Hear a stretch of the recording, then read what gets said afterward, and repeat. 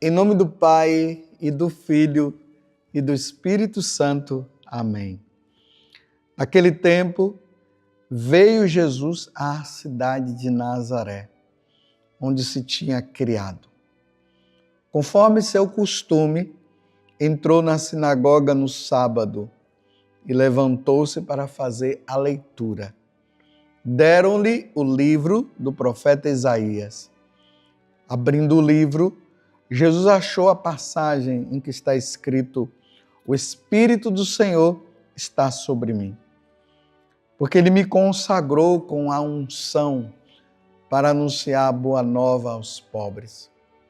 Enviou-me para proclamar a libertação aos cativos e aos cegos a recuperação da vista, para libertar os oprimidos e para proclamar um ano da graça do Senhor. Depois fechou o livro, entregou-o ao ajudante e sentou-se. Todos os que estavam na sinagoga tinham os olhos fixos nele. Então começou a dizer-lhes: hoje se cumpriu esta passagem da Escritura que acabastes de ouvir. Todos davam testemunho a seu respeito, admirados com as palavras cheias de encanto que saíam da sua boca. E diziam: não é este o filho de José? Jesus, porém, disse: sem dúvida, vós me repetireis o provérbio: médico, cura-te a ti mesmo. Faze também aqui em tua terra tudo o que ouvimos dizer que fizestes em Cafarnaum. E acrescentou: em verdade, eu vos digo que nenhum profeta é bem recebido em sua pátria.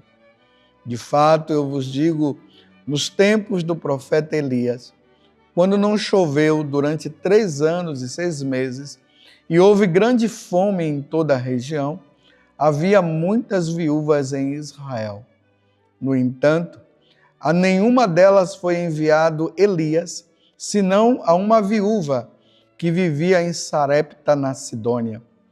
E no tempo do profeta Eliseu, havia muitos leprosos em Israel. Contudo, nenhum deles foi curado, mas sim Naamã, o sírio. Quando ouviram estas palavras de Jesus, todos na sinagoga ficaram furiosos. Levantaram-se e o expulsaram da cidade. Levaram-no até o alto do monte, sobre o qual a cidade estava construída, com a intenção de lançá-lo no precipício.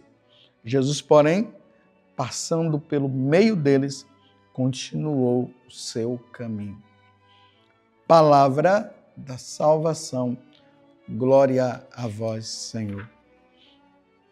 Estamos agora no Evangelho de São Lucas.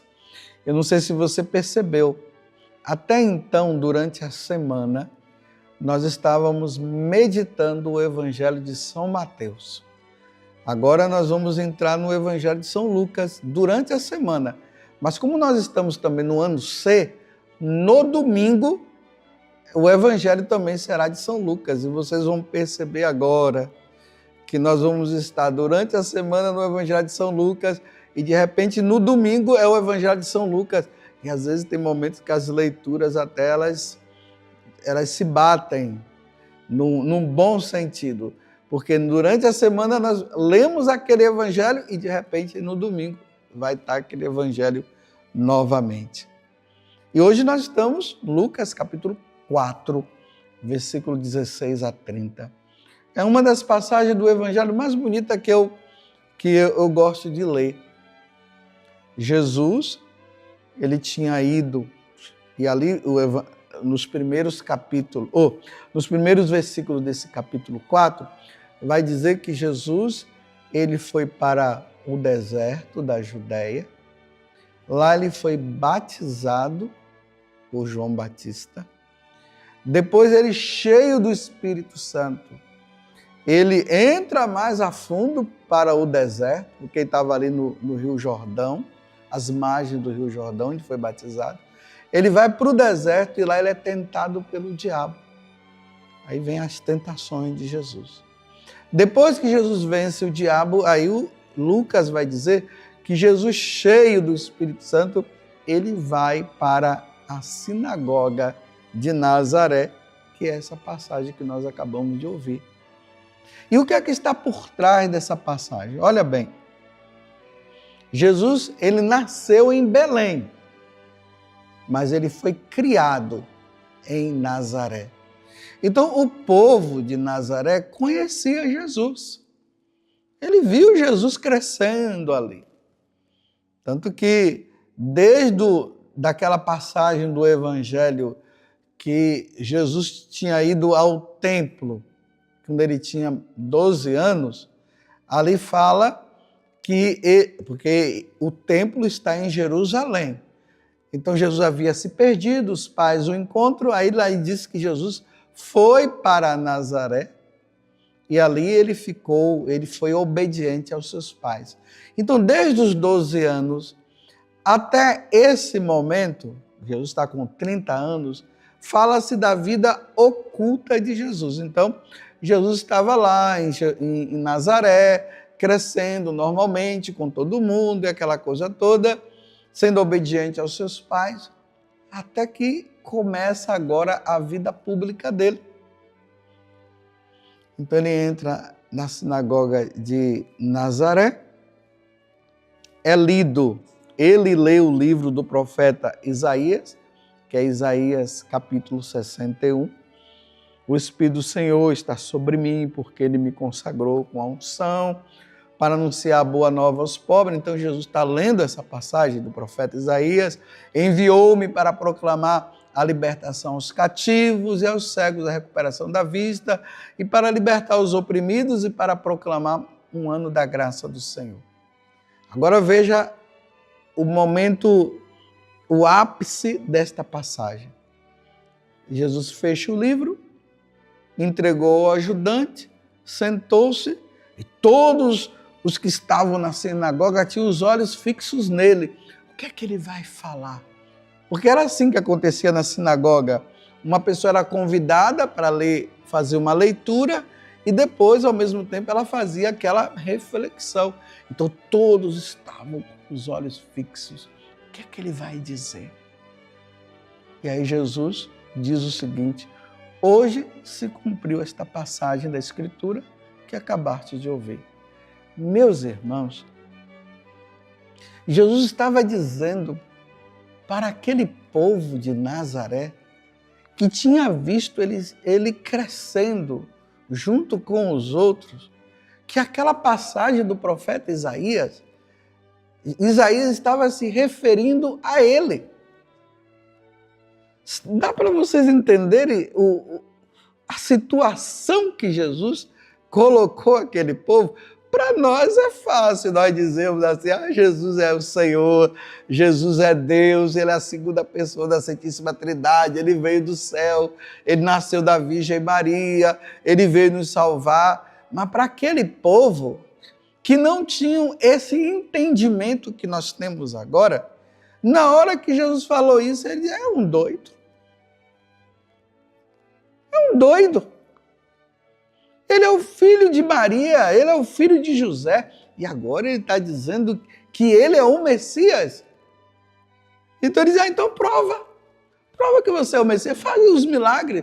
Porque lá no livro do Deuteronômio diz que o Messias, quando ele viesse, ele ia fazer grandes milagres. Aí Jesus percebeu que eles não estavam acreditando, eles não tinham fé. Eles precisavam ter fé e eles não tiveram fé, então Jesus não fez milagre. E aí Jesus conta essas duas passagens da viúva de Sarepta e também aí no tempo do profeta Eliseu e aquele homem lá que estava com aquela situação de... ele estava com doente, e aqui... estou tentando ver aqui, porque me deu um branco. Ele estava com lepra, aquele leproso que foi curado. Então Jesus, olha, no tempo da viúva tinha muitas viúvas. E Eliseu foi apenas para aquela mulher. E a mesma coisa aconteceu com esse homem aqui, Naamã, que estava leproso. Tinha muitos leprosos, mas foi só para eles. E eles foram curados. E Jesus está dizendo, aqui está um que é maior do que tanto Eliseu como o Naamã, diante dessa situação. Vocês não querem acreditar? Eu não vou fazer milagre. Um profeta não é conhecido, não é aceito na sua própria cidade. E aí, ele chamando Jesus de charlatão, porque Jesus não tinha feito aquele milagre, então o que é que eles fizeram? Vamos jogá-lo lá na Terra Santa, lá em Nazaré. Existe esse lugar, que é um lugar alto, que é esse tal precipício onde eles iam jogar Jesus, mas como ainda não tinha chegado o momento de Jesus morrer, Jesus passa no meio deles e vai embora. Eles não tiveram fé em Jesus Cristo. Eles não aceitaram Jesus. Eles baniram a salvação que vinha por meio de nosso Senhor Jesus Cristo. Não existe maior tristeza na face da terra, meus irmãos, do que quando uma pessoa ela não quer aceitar Jesus como Senhor e Salvador. Que tristeza na vida daquelas pessoas. Não quiseram reconhecer Jesus. E vocês pensam que isso aconteceu só em Nazaré? Hoje acontece aqui em Cachoeira Paulista, acontece aí na sua cidade. As pessoas que não querem aceitar Jesus e rejeita Jesus e deixa Jesus de lado. Uma vez eu estava tentando convencer uma pessoa na questão da religião, mostrando para ela o catolicismo, como é que era, mas ela estava tão impregnada de si mesma, porque ela era uma estudiosa, porque ela fez isso, fez curso disso e curso daquilo, e ela não abriu o coração. Que tristeza! A oportunidade que ela estava tendo de ouvir a palavra de Deus e não quis ouvir. Você já conheço todas as religiões, são todas iguais. Eu não preciso disso. Que tristeza, meus irmãos, quando uma pessoa ela não quer abrir o coração para Deus, mas que alegria para Deus quando a pessoa abre o coração. Hoje eu tenho rezado por aquela alma, pedindo a Deus que ela possa se encontrar. Porque eu não sei o estudo que ela fez, e nesse estudo ela, Jesus e Buda é a mesma coisa. Jesus e Shiva é a mesma coisa. Tudo é uma questão antropológica. E vai vivendo essa vida, porque não querem saber de nosso Senhor. Rezemos por aqueles que estão com o coração fechado e não querem abrir-se à salvação como o povo de Nazaré. Ó Virgem Santíssima, não permitais que eu viva e nem morra em pecado mortal. Em pecado mortal eu não hei de morrer, porque a Virgem Santíssima há de me valer. Valei-me, Virgem Santíssima, e desça sobre você a bênção de Deus Todo-Poderoso, Pai, Filho e Espírito Santo.